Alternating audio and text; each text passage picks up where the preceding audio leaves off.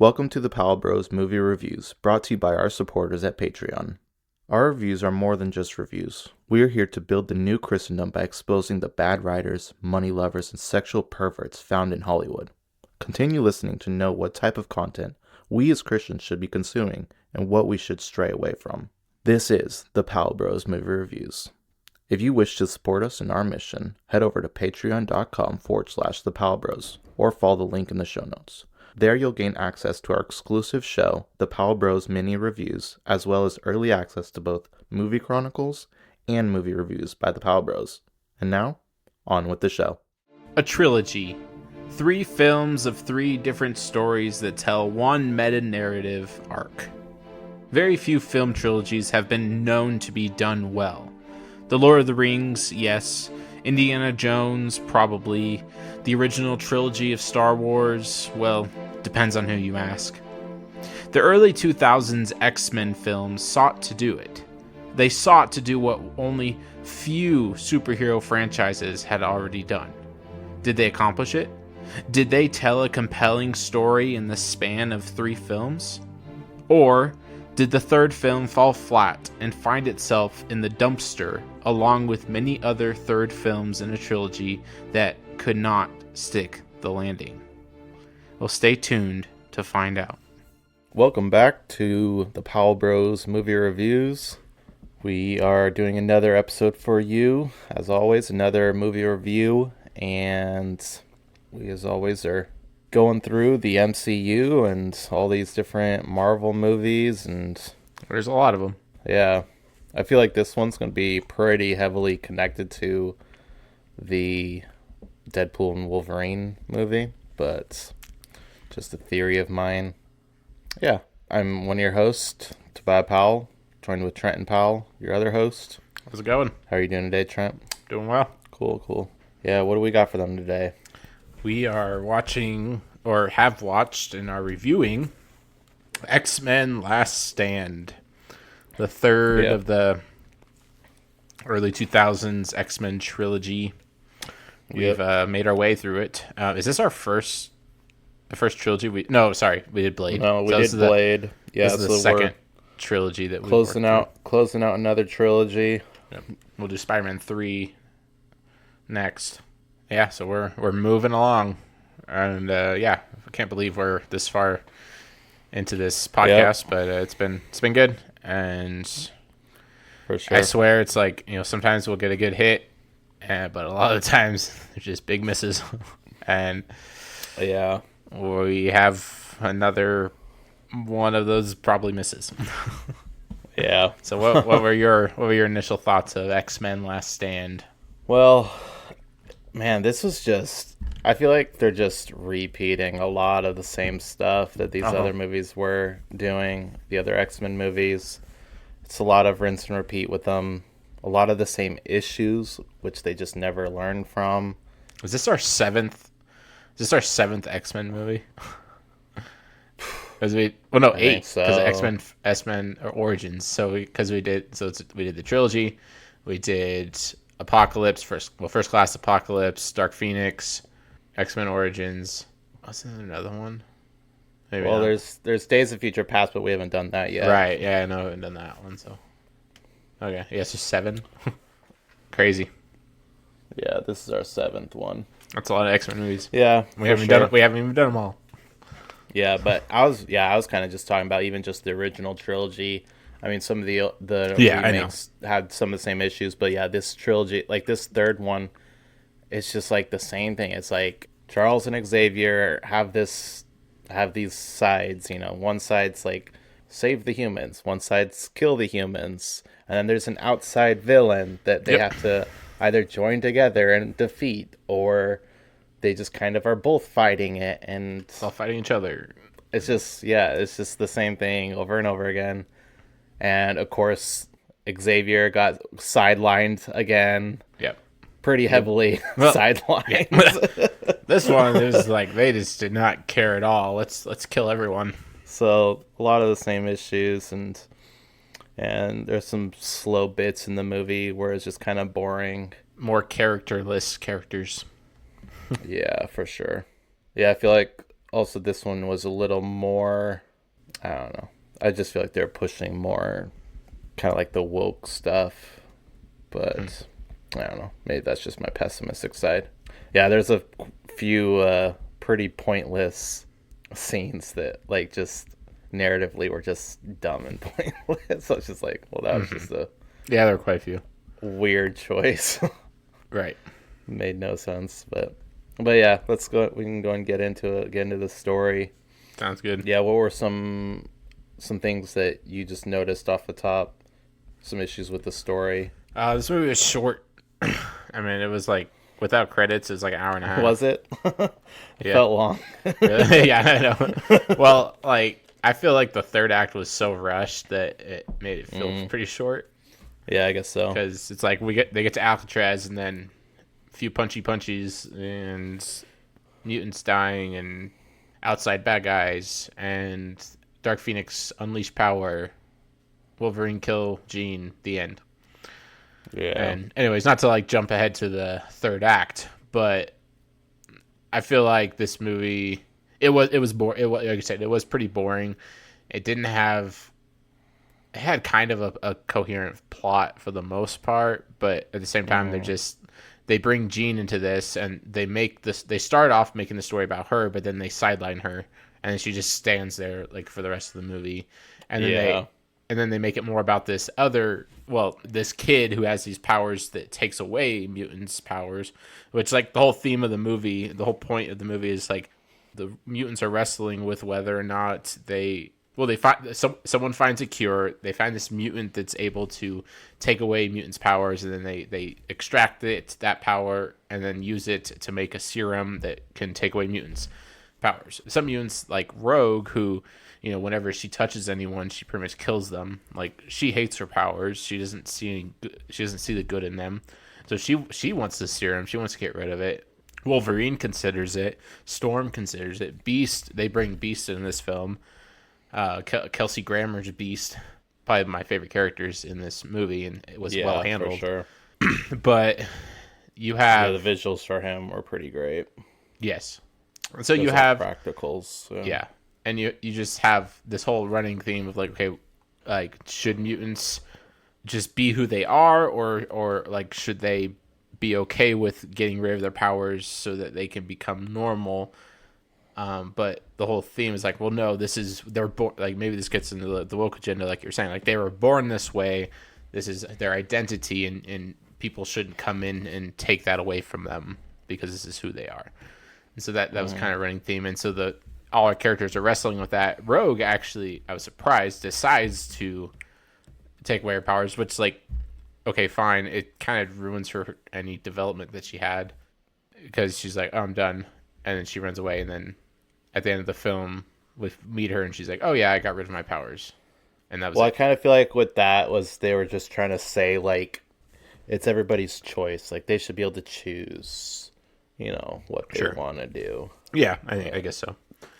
But as far as like from a story standpoint, they didn't. Yeah, like, no, for they sure. They completely took her out of the story, and then at the end they're like, "Oh yeah, she's here," and she's not a mutant anymore. But then she's a mutant in Days of Future Past. Doesn't make any sense, like most of the timeline. Yeah, because Days of Future Past comes after this.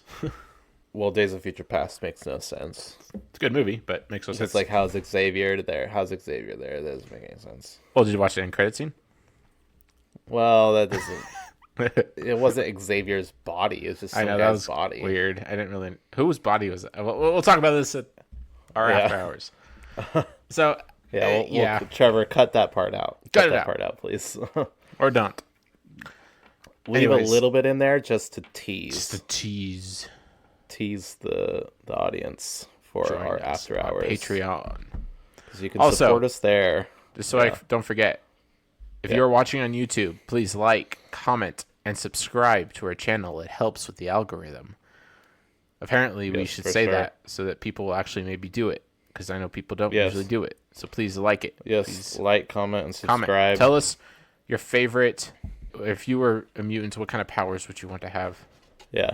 Tell us what your mutant powers. Do it. What you want. What do you want? Come on. So another one of the questions they were asking, I think, in this movie is forcing a vaccine wrong? Sure. Yeah, probably, I guess. No, I'm just kidding. 'Cause of COVID. I was just thinking about the entire time with Which this, technically they concluded they that were it is asking the wrong. question about COVID. Yeah, and they proved that it is wrong to force a vaccine. I'm like, huh. Okay. They didn't watch X-Men Last Stand. Yeah.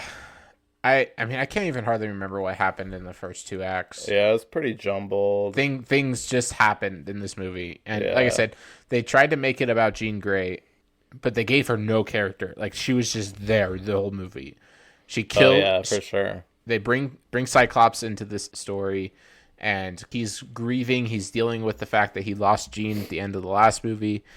And like the last 2 movies, he's just a flat character with... He's just mad and he's just upset. And so he runs away. But then he's following his senses or following something. And he meets Jean in this lake. He hears her. Hears her, okay. Because I think because she's telepathically talking to him. Right, that makes sense. And so he's going crazy because he thinks she's dead. So like in his head, he just thinks he's going crazy and just hearing her. Yeah. And for some reason, she's living in a lake. And then he just dies. Right? She just blows him up. Yeah. Dead. Yeah. He's gone. He had 0 character in the first 2 films, and now we get him in this film, and he's dead. Yep. But also Jean as well. She had no character in this one. Like, they try to do the Dark Phoenix saga. We saw, going to the future, the Dark Phoenix done in the actual Dark Phoenix movie. That one was awful. They did it in X-Men Last Stand. This one's awful. I almost said Last Class. Funny. It's the first class, but they do it in Last Stand. It's awful. Because like the Dark Phoenix is a pretty big storyline in the comics, and it's a big deal to comic book fans. And they just like, well, we're not gonna stick to the source material. We're gonna throw her into this story, and then also have another story thread with another villain with this that has the powers to take away mutant powers, and we're gonna have this. Was he like a government official? I don't even. Was he a senator? Who was the doctor guy? Not doctor. I don't know. Whoever the main antagonist was. But not. I don't know. On the human side, I don't know. This movie's kind of forgetful. The dad of the angel guy. Oh yeah. Oh yeah. And then you have that character, who think is like. Do you know who that actor is? No. Ben Foster. Like the guy in 3:10 to Yuma and. Oh yeah. What else was he in? We talked about him on this podcast before. Right, I don't remember remember what what it it was. Okay, that's cool. Yeah. I didn't know it's him. Super young in this, but it's like they introduce him pretty early in the film, and you kind of assume that this is going to be a pretty big character. So it was like this. It was the second scene. So they did the scene with Jean, and then the second scene they're like 10 years later, and they do him, and then they're like sometime in the future. So it's like you think the movie's going to basically be about these 2 people. Nope. But then he's only in 2-3 other scenes. Yeah, he was hardly in the movie at all after that. So it's just very. I guess it's kind of to set up his dad as like his son's a mutant, and he wants to find ways for mutants to be free of this. But honestly, that scene didn't even make much sense. It was confusing to see what they're trying to tell us, because in the scene it was hard to tell. Like, did the kid hate that he was a mutant? Right. And the dad was upset that he did, because the dad was upset, but they didn't really say what he was upset about. Was he upset that he cut his wings off, or was he just now finding out for the first time that his son's a mutant? Like, we don't know. Like, it kind of like you'd think like, oh, he knew that his son was a mutant. Like, you would think that he knew because he has these giant wings, but he was cutting the wings off. So it was like, it was like, what was he upset about? Yeah. But I think it was supposed to be that he didn't even know his son was a mutant, which doesn't make any sense, because like, you never seen your kid without his shirt on? Well, like, no, the mutant gene, it at a certain age, it's like puberty. You get it at a certain age. Oh, okay. And then I guess that makes sense. The mutant gene or reveals itself or something, or like you get mutant powers at a certain age. You're not born with them, typically. Oh, okay. Well, yeah. Either way, it was just kind of a confusing scene. I wasn't sure which way they were going with it. Like, I was like, well, is he upset that he cut his wings off? Right. Is he upset that he's just now finding out that his son's a mutant? And he's like, what are you? But either way, it was a poor setup, very poor setup for the dad being a villain and all that. And then the kid's barely even in the movie. Right. It was odd. Yeah. So I don't know. Same problem that the other two had. I think the second one did a better job, but a lot of characters with not much development or much character at all. They like, okay, so one complaint I've had is Storm has been a very blank character. She's just been there. They tried to give her a little bit of character in this one because she's like, you know, wrestling with whether or not she should be the leader or something, or she's trying to step up and lead the X-Men. Okay, fine. But then they don't really do much with that because Wolverine ends up kind of leading the X-Men. And that was that. Yeah. So yeah. I don't know. It was odd. And Wolverine was he was okay in this. Yeah. Because like he kind of steps up as a leader and in the place of Cyclops, because Cyclops is supposed to kind of be leading the X-Men, and he's run off and he dies, and then Wolverine kind of takes that mantle in that place, which is also a lesson he kind of already learned, but he just furthers that. And then he's wrestling with Jean and the fact that, you know, she's gone rogue and has, you know, is like doing all these horrible things or fighting against them. So he's trying to rescue her and save her. He thinks he can save her. He thinks they're still good in her. Yeah, and then there's that awkward romance between them. Like they just started making out randomly. Yeah, that was awkward. It was weird. I mean, they kind of set. I mean, they set it up in the first two movies that there's chemistry there because there's like the love triangle between her and Cyclops and Wolverine. So. But yeah, but I don't know. It kind of just came out of nowhere, in my opinion. Sure. Yeah. I mean, it wasn't set up at all in this movie, so that I think that's why it was just like, oh, okay. But yeah, and then we don't get introduced to that kid that like has the weird powers because it was kind of like mysterious. They like all of a sudden announced that there was a cure, and then we're not really sure how they do it, but we also know they're hiding something. And we find out it's this mutant that whenever you get near him, like whenever a mutant gets near this mutant, they lose their powers. And so somehow they used him to create a cure. Mm-hmm. And so Magneto's side is trying to get to the kid and kill the kid because they just don't want that kid to exist because that's just too dangerous. Mm-hmm. And then the other side is Charles's side is trying to stop them and save the kid. Are they actually like? Well, do they know about the kid and they're actually trying to save them? Or I was confused by that. Oh, did they not? I don't know. I think they're just well. Yeah, they knew about the kid. I think they're just going after Jean, but maybe. Oh. Or they're trying to stop. I guess they are. Still Charles knew the kid existed, but I guess they were kind of more focused on Jean. Okay. I don't know. Yeah. They just know that, you know, Eric or Magneto has moved the Golden Gate Bridge to make a bridge to Alcatraz for some reason. Yeah, so I want to get into that. That was one of my complaints. Okay. Moving the bridge, it was completely pointless. Oh, why? It's not like there was somebody on that side that needed to get across to the island. Right. It was like, no, like you could have just gotten a metal platform and floated over there or something. But instead, you decided. But Charles has always liked building bridges, or something like that. Yeah. No. Whatever. And then the next scene right after that. In chess, the pawns go first. And then all the guys go ahead and then just die. Yeah. Well, they don't die. They lose their powers because they shoot them with the darts or whatever. So it's like, okay, you didn't get any of the guys. So literally, it's like if you were playing chess, you literally just sacrificed all your pawns for no reason, and now you can't use them.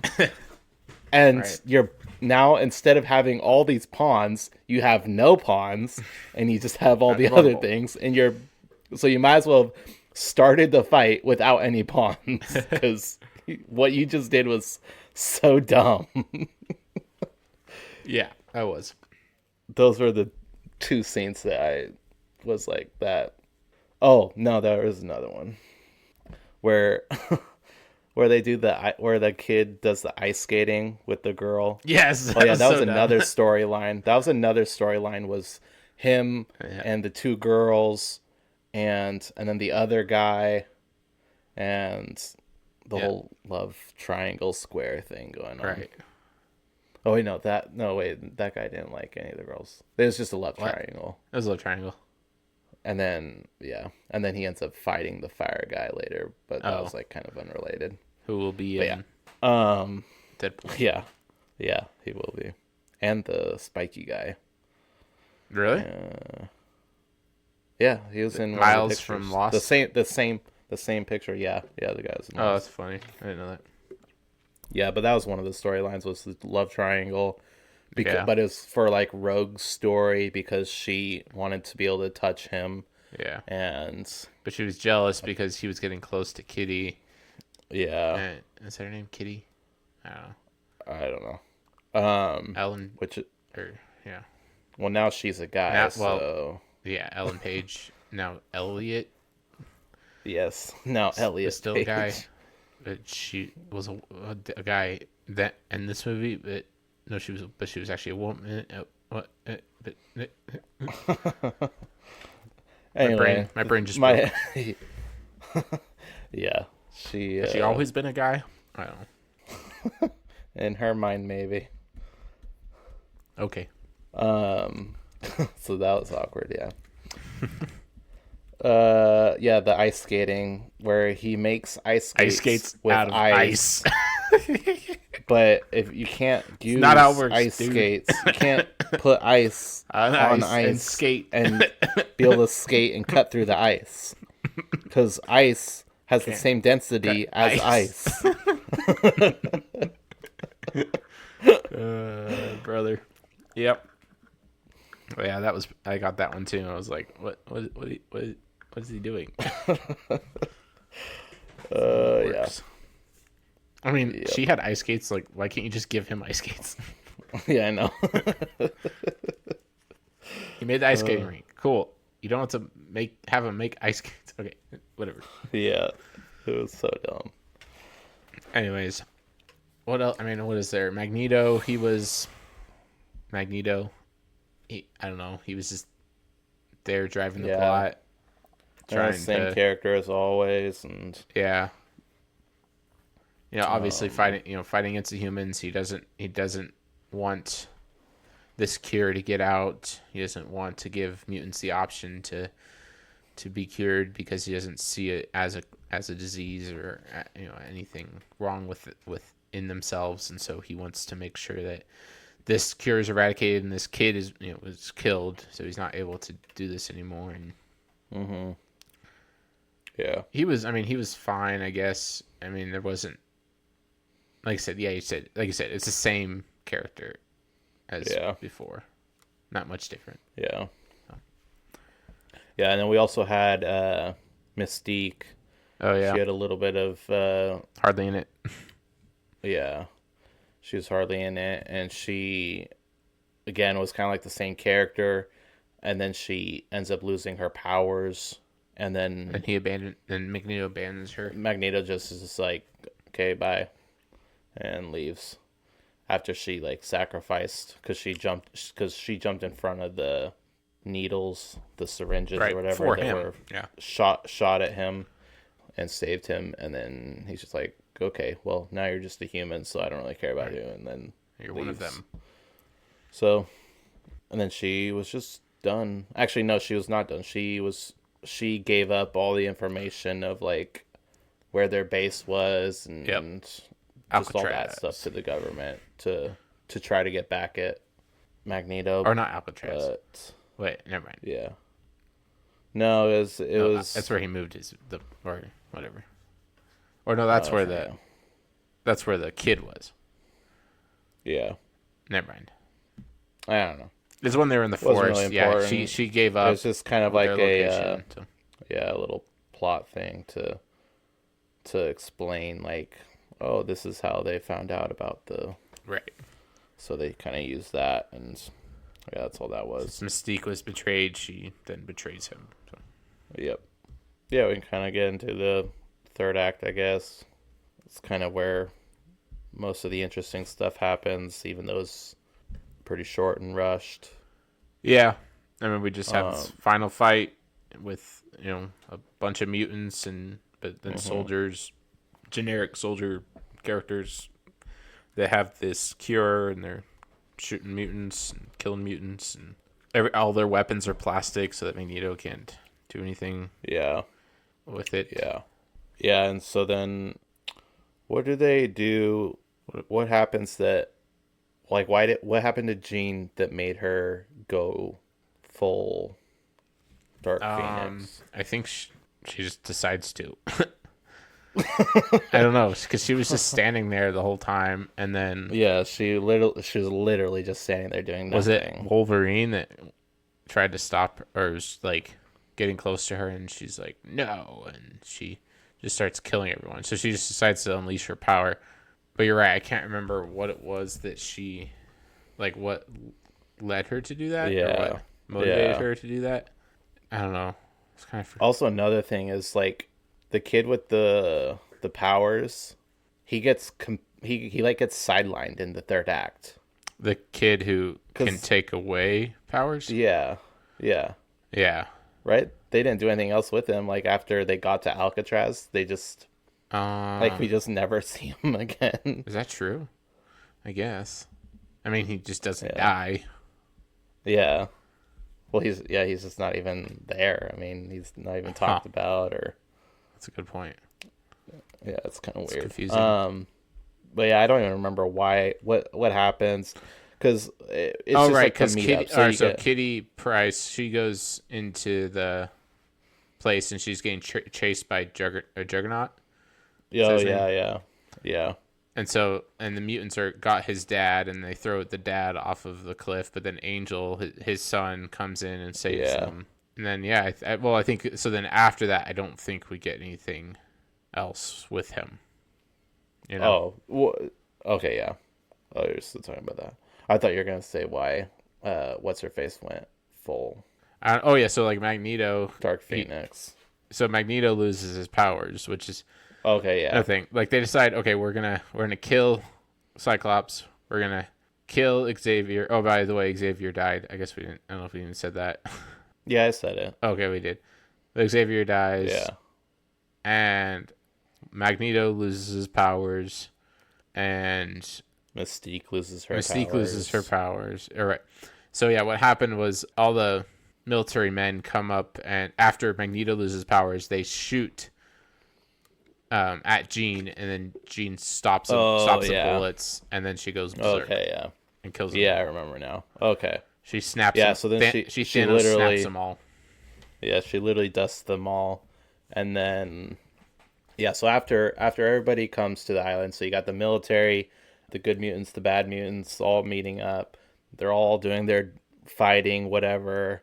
And then just kind of keeps going on. Different people are fighting in these different little areas. And then Magneto loses his powers. And they shoot at Jean, and then she goes crazy, kills most of the military people, and then she starts dusting a lot of the mutants, and good and bad, and just all kinds of people are just dying. And so Wolverine comes in, because I think it was when she kissed him earlier in the movie, because she was starting to try to kill him the same way she killed Cyclops. And he was able to heal himself and not die, because his healing was faster than her killing. And so then he knew, he's like, I have to go. I'm the only one who could survive. I think he tells Storm that. Yep. And so he kind of starts making his way up to her. And that was kind of the Dark Night of the Soul. We get, Jean's in her Dark Phoenix stage, and everybody's dying. Charles has lost his powers, and not Charles, Magneto's lost his powers, which it was a funny thing because he like made such a big deal about how what's her name lost her powers and how she's just a human, and then he ends up losing it, and so it's just kind of a. I'm sure that's why they did it, but anyway, and then so that was like our Dark Knight of the Soul, and it's funny is when Magneto is running away, he looks back and says, "What have I done?"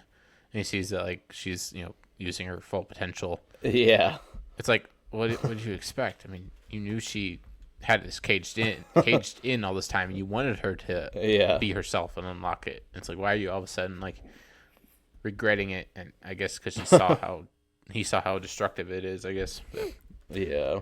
Anyways.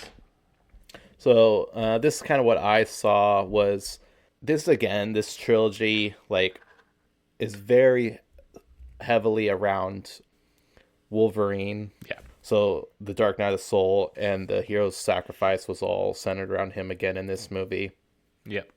And so this time it was he had to sacrifice the woman that he loves, and his clothes, and except for his pants. Yeah, and his clothes, and yeah. So like, because they made it clear that like he loves her and all that, and he had to kill her. But what was interesting was what I saw was that he was killing Dark Phoenix to save the woman that he loves. Can't remember what he said. What? Because they made it clear that it was dual personality. There was two personalities. It was two people within her, and so like, and they're throughout the whole movie they're making that very clear that there's Jean and then there's the Dark Phoenix. Right. So like, I'm probably just giving them way too much credit on this, but that's how I saw it. Is that that's what his sacrifice was. He was sacrificing like to save her. He had to kill her. Yeah, I mean that's what I. He had to kill Dark Phoenix to save. He had to kill the Dark Phoenix to save Jean, but in the end they were both gonna die, and he knew that. And with his powers, like he could have just said, "Screw the human race, like screw the mutants. I'm just gonna be with her," and because he could survive it, he could live with her and be with her, and so he had to sacrifice that to let everybody live. Right. And he was the only one worthy and able to kill her. No one else would have survived. I mean, I kind of thought that they were going to use, like... So, I feel like there's just two storylines here. You have the Dark Phoenix, and then you have the mutants and the Cure. It would have made sense of it to converge them if they would have had Wolverine grab the Cure and save her. Yeah. Like, that would have made a lot more sense. I don't know. Instead of killing her, it's like... It would have brought the whole story together. I mean, I understand they wanted him to kill her, but it's like, but she died in the last movie. I hate that. Like, she dies in the last movie, then they bring her back, and then she dies again. Okay. Yeah, I know. It's why do you bring her back? It's just for the story, just for the comic book references. I don't know. Yeah, it was like you could have saved. Like you had a perfect setup to save her, and she would have been normal. Her powers would have been suppressed. Yeah. You can maybe have a little tease at the end that she maybe still has a little bit of power, like they did with Magneto. But whatever. I don't know. She did. Yeah, it didn't really land. No, the ending just didn't really land very well, and they really killed a lot of people in this movie. Or took away powers. Surprised they didn't kill Wolverine.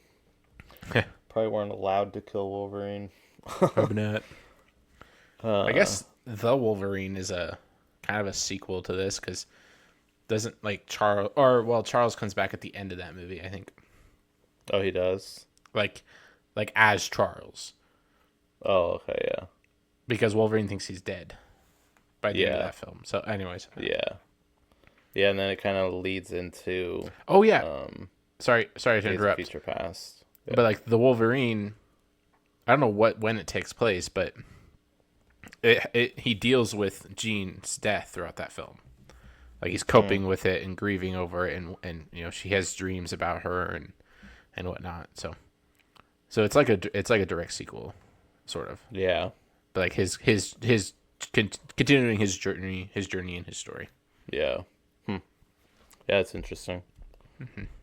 Because it does take place like years later, but yeah, technically the casting and acting, of course, was kind of just the same as it's been. A couple new people would be the Beast. Which we both really liked, and visually he was really well done. Yeah, very good makeup effects and stuff, and the actor was just really good for him, I think. We had the Angel, so that was Ben Foster. I mean, he did good. I didn't really, other than like the character. I mean, the character was. They didn't give him much. I guess. Like he was just give us, in a few scenes. They set him up as like being maybe a main character, but then fell flat. Right, and then who was the other one? Blowfish, fiery guy. Pyro. Blowfish. Which he died. The Blowfish dude, he died. He got dusted. I don't know if you saw that. Oh, it was really quick. Like him and like two of the other mutants were running. Oh yeah. When Jean was killing everyone, and they just dusted them. Huh. I didn't notice that. Of course, we got the fight between Pyro and Iceman. Yeah, Ice Winds. You should have stayed in school. You should have stayed in school. Okay. Yeah. Ice Winds, I guess. Yeah, and then he turns into a solid block of ice. Yep. That's weird. Hopefully, he doesn't have ice skates. Yeah, the other CGI and visuals were... They de-aged Charles and Magneto at the beginning. Oh, yeah. Charles was okay, but Magneto was bad. Yeah. It's like a PS4 character or something. Yeah, that didn't really work, and we didn't really talk about that scene either. I thought it was... Yeah. It was a weird scene, too. It was just showing that Charles and Eric have a past with Jean, and they both went to the house. Yeah. And then they both go back to the house later on in the film to confront her because she's hiding there. I don't know what it is with killing people in neighborhoods with these X-Men movies, because Dark Phoenix, they killed, what was it, Raven or Mystique in like the same type of neighborhood, like, and they killed Charles, and I don't know, it was just it was like flashbacks. I was like, what in the world? Yeah, same thing. So, yeah, these movies. I'm kind of glad to be done with the X-Men. This is our final X-Men movie. Nice for this season. Good. Yeah. Are we watching Ghost Rider this season? Yep. Oh, I'm so excited. It's our next one. Yep. Ghost Rider's our next one? Next. Yep. Okay. Yeah, we got Ghost Rider. Oh, I mean, it's probably going to be awful, but I love it. So yeah, I just have one last thing. Just want to talk about, this movie was, I would say, more sexualized than the first two X-Men in this trilogy. Probably. Yeah. So yeah, that was kind of definitely an issue. And of course, Mystique, just her as a character and the way they've made her is just very sexualized. And then like when she loses her powers, she's naked. Mm-hmm. They don't like directly show anything, but it's still sexualized. And the make out scene with Wolverine and what's her name was a little too far. Yeah. A little too much. And then we also had a transgender character in here, which was not Ellen Page, but one of the villain mutants, which is why if you're transgender, you're a villain, I guess. Sure. Oh, yeah. That was weird. That's what I was wondering. I was like, wait, is that... Yeah, okay. Cut that clip out and put it on YouTube. Right. Or TikTok. Let's do that. Yeah. Okay. That won't go well. We'll get blocked on YouTube for sure. That's all right. Won't take much. Yeah. So that was it. A few things. If you want to watch this movie, just be mindful of those things. Yeah. Did you have anything else you wanted to talk about? I don't think so. I'm just glad to be done. Cool. Yeah. Yeah, we had a Stan Lee cameo. We had an end credit scene. We'll talk about both of those in our Stan Lee cameo after hours. Yeah. Okay. Well, we'll talk about it in our after hours. Okay. And Sweet. Yeah, if you want to support us, head over there, subscribe, and we got a lot of content on there for you guys. So we appreciate you guys listening anyway. And let's get into ranking this. Oh yeah, I forgot about rating it. So let's rate it and then ready to move on. Bro. Yeah. I don't even know what this one. Let's see. So I mean, X2, is there much? We gave a pretty high score for X2. Yeah, I mean X2 is a good story. It wasn't terrible. Yeah. I like we liked what they did with the villain and what they did with Wolverine. Yeah. The first X-Men was a 6.3. This is definitely worse than that. Yeah. I mean, like Blade 2 is definitely better. Oh, X-Men Apocalypse though. I feel like X-Men Apocalypse still had like a better story, a more coherent story. Wasn't as rushed. Yeah. I mean, but then you have X-Men Origins, so I'm thinking like a 5.4. Yeah. Low average, just like an average score. I don't know. I'll say 5.4. What do you think? That's fine with me. Yeah. I was thinking mid fives too. So. Yeah. It's 5.4. Let's do it. All right. What the heck there is you this have movie it. Called? What? What the heck is this movie called? Last Stand. The Last Stand. Last Class. Wait, what was X-Men? That's what you said earlier. Yeah. X2 X United X2. 5.4. Yeah. So there you have it. The end of the X-Men finished off that trilogy and that trilogy. And still a lot more X-Men, but oh yeah, for sure. Well, actually, there's only like 3 other X-Men. Well, you have the Wolverine, you have Logan, you have If you Days of Future Past. I guess if you count Deadpool 2, you have Deadpool, 2 more there. 2 more there, Logan. Yeah. Are we doing New Mutants? If we ever get to it, yeah, that's a part of it. Yeah, that's X-Men. That's X-Men. People, I think, just forget that movie even exists. Yeah, I think so. It's a pretty forgetful movie. Yeah, I don't think I ever saw it. Really? Yeah. Did you? It's not like it's the last movie you'd think of if you're thinking of a superhero movie. Yeah. Like you just don't think like, oh yeah, that's a superhero movie. Right. Because it's not even made like a superhero movie. Yeah, I did see it, to answer your question, and that was like a long time ago though. I think Morbius beat it for the longest delayed movie. Really? It was New Mutants, then it was Morbius beat it for the most delayed movie. Okay. Yeah. Cool. Well, let's close this out. Yeah, for sure. Yeah, we appreciate you guys listening, and that's our review for X-Men: The Last Stand. We are done with those, and we have Ghost Rider next. Yeah. And just 2 more episodes after that one for this season, and we got Spider-Man 3, a little bit of a break. Fantastic Four, Rise of the Silver We'll try to think of something. We'll try to think of something for you guys. Think of something to post so you guys don't have nothing to listen to. Maybe we'll do a couple of our mini reviews or something. And yeah, then we're going to get ready for season 2. There's a lot of work involved in doing that, so we'll be preparing for that. And a lot of films to watch. Yeah.